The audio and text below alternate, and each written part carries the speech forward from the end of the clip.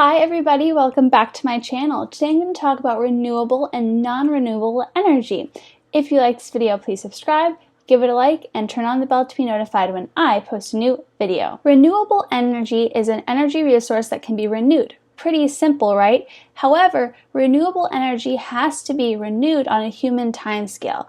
Energy sources like this would include sunlight, wind, waves, tides, and geothermal heat. Renewable energy often provides energy in four main areas: electricity generation, air and water cooling/heating, transportation, and rural off-the-grid energy services. Non-renewable energy, however, is an energy resource that holds great economic value but cannot be readily replaced to keep up with human consumption. A great example of this would be carbon-based fuels or fossil fuels. Non-renewable energy often comes from organic matter that has been created with the aid of heat and pressure to maybe create fossil fuels in the case of carbon-based fuel. However, other great examples of non-renewable resources and energy would be minerals that we commonly see like diamonds, as well as aquifers, which are heavily relied on in farming. Aquifers are actually really cool. A very important one we have in the United States is the Aguadala aquifer, which is in the Midwest.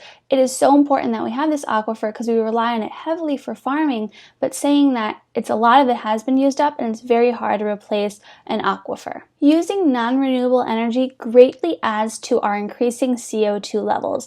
That's why climate strikers mention CO2 all the time, and fossil fuels, and using a lot of gas.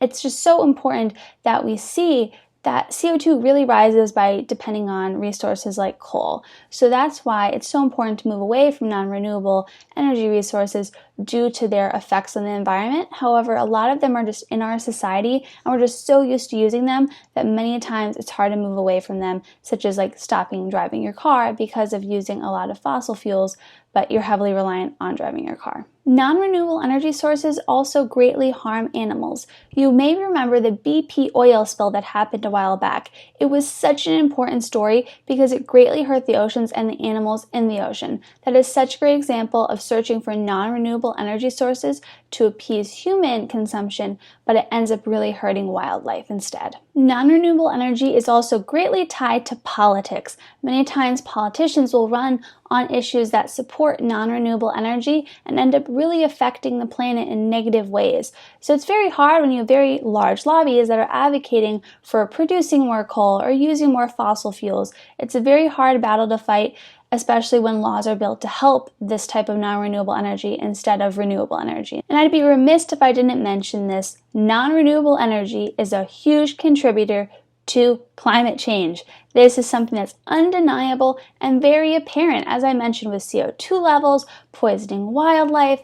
It's all intertwined because of our dependence on resources that we can't produce consistently, unlike sunlight and wind. So we have to move towards renewables because just depending on non-renewables will be bad for everybody in the end. I have a quick question. Are you going to start using more renewables? Let me know in the comments below by writing fighter. My channel is all about sustainability, and that's because I personally find it important.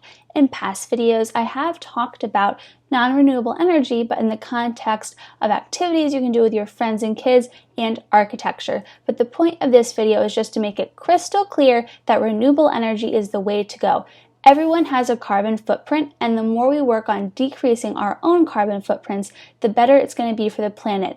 Make sure you're acknowledging what you do to the planet and not passing off blame, because it is easy to do that, and a lot of times governments don't do enough, and I really wish they would, but at the same time, we can make change in our own lives much better sometimes than the government, unfortunately. Try to take the bus, bike, walk, skateboard, have fun with it. Taking a small step today really matters because you get in the pattern of making changes in your life to better the planet.